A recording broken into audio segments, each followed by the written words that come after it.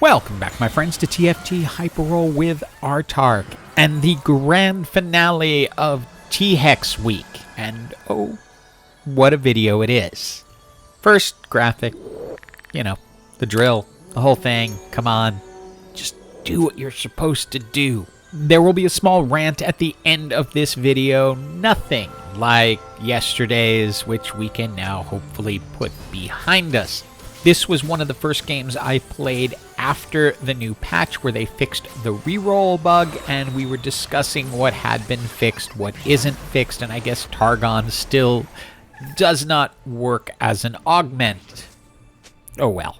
And as we head into the first augment, the game makes itself very clear. Piltover hard, gain a Vi. I already had an Orianna on the bench, so it is time to figure out how to lose easily.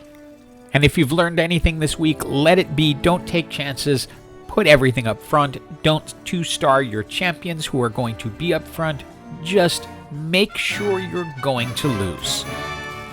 Since my goal is to get into Gunners and Bruisers when we're ready, Rageblade is one of your more important items. You can 2-star champs, just keep them on the bench. And yeah, just keep on losing while you're preparing for the time that you're going to start bringing in champions to try to win, which is gonna start around 6. If you have to bring a champion in, don't necessarily take one off your bench, just grab someone who's not going to perform well, doesn't synergize, to ensure you keep losing.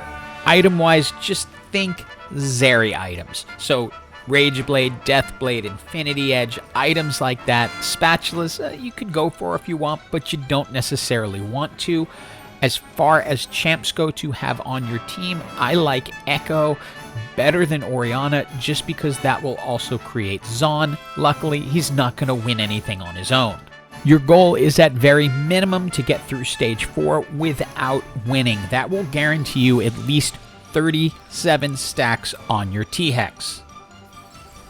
So even though we have the option to reroll these, I really like red buff for this because it's going to reduce healing. Now, this is the stage where I usually try just a little bit harder, not necessarily with the intention to win, but I start to assemble my team and items. In this case, I'm not rolling down to try to find people, but I do want to at least get a Rageblade onto Ashe. That will go over to Jinx or Zeri once I get them. Haven't gotten them yet, so I'm a little bit concerned about that because I'd like to have the additional Zaun ready on the team. We found Zeri, so I feel like I can win now whenever I want to. But then here's the thing, this team was a little bit stronger than I counted on. I really didn't think just the Rageblade on Ashe would make this much of a difference, but it did, and we won.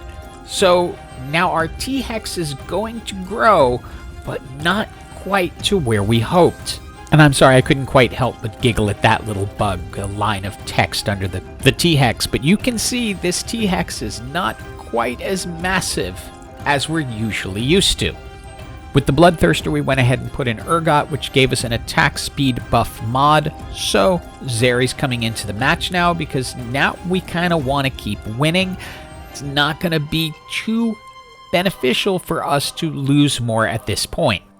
For me, on Zeri in this comp, you can never have enough attack speed, because what she is essentially doing is serving as an executioner. The T-Hex takes them low, Zeri can provide enough to take them out. And just before the next match, we found a Sejuani, so we flipped some things out, brought in the Lissandra I had on the bench, so we now have Freljord. This is going to drastically reduce their resistances and allow us to win. But you can see the clear difference in the power of the T-Hex, where earlier matches when we had 60, 70 stacks on the T-Hex, he was completely wiping out teams. It's now really relying on Zeri to come in and clean up.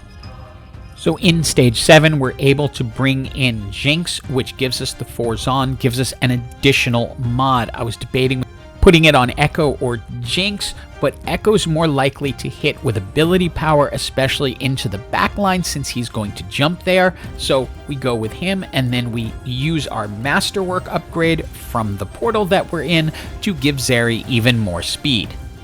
It's time for the final augment, and we can roll these, but there are a couple here that are pretty good. I know tons of stats is not going to work for me on this one, so we're going to go ahead, roll that, and just see what we get. Medium and shopping, not necessarily the best. I'm torn between return on investment and have my sword. They lowered return on investment to 22 times, and I believe I can get through that before the end of this game, as I don't feel I'm going to lose that much, and even if I do, because I have 12 health, I have a little bit of room. And this team, even without the T-Hex, is pretty strong.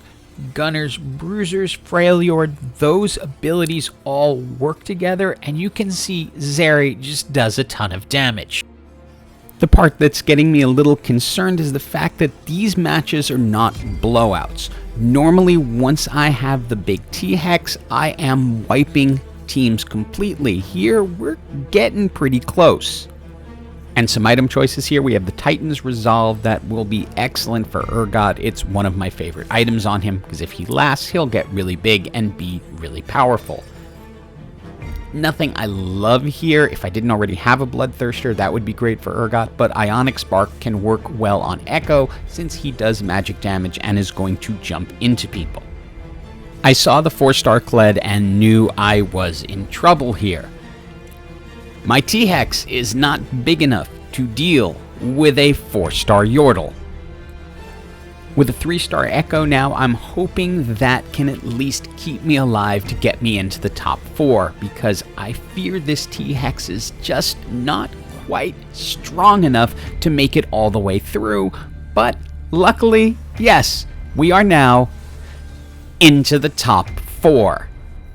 Final 2 item choices. I decide to go with the Titan's Resolve because I've noticed that Urgot has been lasting a long time. We also hit our Tactician's Crown, so I can now bring in an additional champ. I bring in Heimer not necessarily because he's a Piltover, but simply because he also comes with that cannon, so that will help us out a little bit more. I have the Senna, so we're getting the 4 gunners. If I can shrink things down, it might enable me to survive. And with the inclusion of Rise and Heimer, the team feels a little bit stronger. Urgot, also with that second Titan's Resolve, is holding on longer, doing more damage, but it is allowing us to stay in it till this is now a 1v1. The only problem is the 1v1 is against the 4-star Yordle and a full Slayer team. So that 4-star Yordle is going to be able to stay alive a lot longer, and I don't have the advantage of a 100 plus T-Hex that someone had when I had the 4-star Yordle. These are the 2 high risk, high reward builds. If you hit them, you're probably ending up in the top 2. In this case, 2nd place, and GG for everyone, and it's meaningful, and we'll let this play through and you'll see why, although you've probably figured it out by now. But while we are waiting for this to finish out and get to the next screen, let's talk about this set for a little bit and why I'm not streaming. A few people have asked in comments if I plan on live streaming, and the answer is not through this set. At my current rate, I end up dropping out of probably about 25% of the matches I get into because I just don't want to play those portals, and I feel like I'm forced into a portal I don't want to play, and I'd rather move on to the next one. But it's also somewhat of an easy set once you know the meta builds, and I reached hyper even with dropping out of 25% and just giving up that LP. I did find it rather symbolic that the promotional screen was bugged and the badge didn't appear at first, then half appears and sits there until it finally loads in completely. Maybe things will change at some point and the set will become more stable and more fun to play. I don't know, but I'm still going to be making videos to show you how you can get up to hyper. I think everyone can do it in this season if you want to.